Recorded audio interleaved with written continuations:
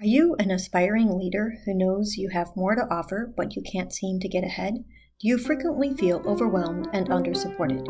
Listen to the Overcome to Become podcast as we talk about actionable tasks and mindsets that you can apply to begin leading yourself. Hi, my name is Angela Buckley, your host and author of the Strength in Nature Leadership Series. I'm a mother, consultant, triathlete, and author.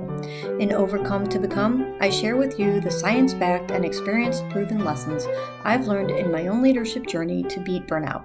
Thanks for listening. Hi everyone, my name is Angela Buckley. Welcome back to the third episode of Overcome to Become, a leadership podcast series that is really aimed at helping you on your leadership journey, beginning first with self and then moving on to others. Today we are here to talk to you about SMART goals. Now, you've probably heard about SMART goals from time to time, and I want to put a little disclaimer right up here that you're going to hear a few episodes down the road how I'm not 100% behind goals that are so strict and so rigid that you can't get out from behind them. But SMART goals are very important. Setting goals are important. Dreams in the first step are very important. However, if you get to a point where they become so overwhelming or so directional and they no longer work for you, then we have an opportunity to adjust them. My name's Angela Buckley. I am the author and leader of Creatively Efficient, and I have written the leadership series called Strength in Nature. I am so happy to be here on this episode with you, and I am really, really excited to talk to you today about SMART goals. SMART goals. SMART stands for specific, measurable, attainable, relevant, and timely or time-based. It really just depends on who wrote the words out today. But goals are an important part of our journey on leadership. They're an important part of our journey on improving anything, and really what I like to talk about is chasing excellence. A few years ago, I had a concussion. I was in a very severe car accident, and it took me 2 or 3 years to truly recover from this accident. And on my third year, I was able to get back to playing the piano. You will not very often hear me playing piano in public. It is not my superpower by any stretch of the imagination, but I still enjoy it. I was working on a Bach invention.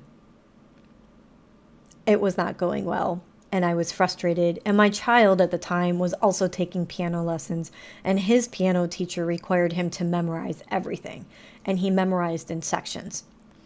And he heard my frustration, and he came to the piano with a pencil and his little second grade handwriting, and he said, "Mommy, show me where it is." And I showed him the section that I was really struggling with, and he bracketed it out, and he gave me a date 2 weeks away, and he said, "Have these 2 measures memorized."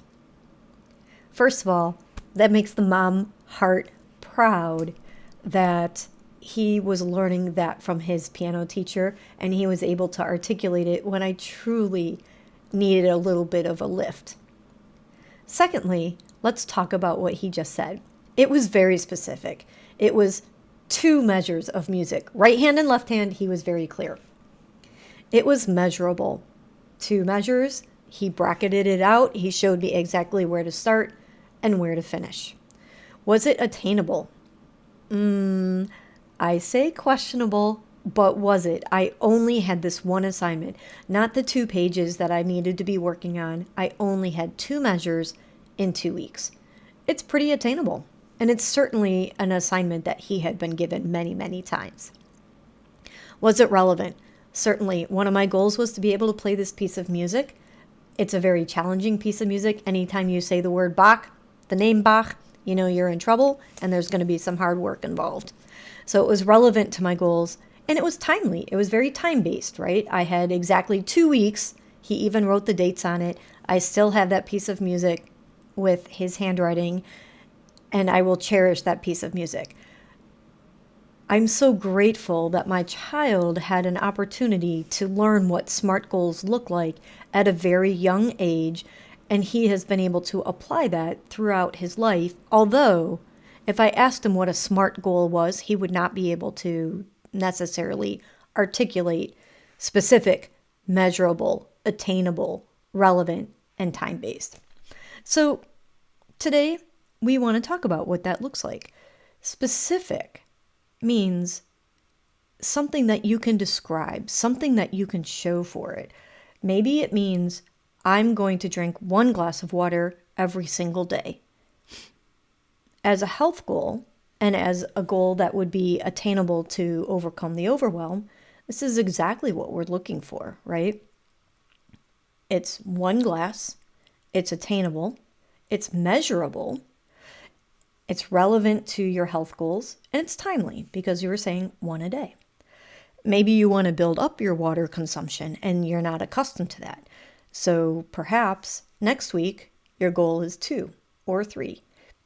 Building on that and having a specific journey associated with your growth is an important part of SMART goals.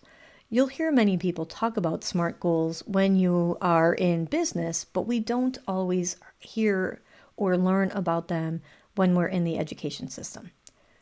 I will say I have seen many, many changes in the education system in the last 20 and 30 years, and there are those people who are teaching it, and kudos to you and thank you. But for those of us who have been around for a while, maybe we did not have that exposure during classroom work.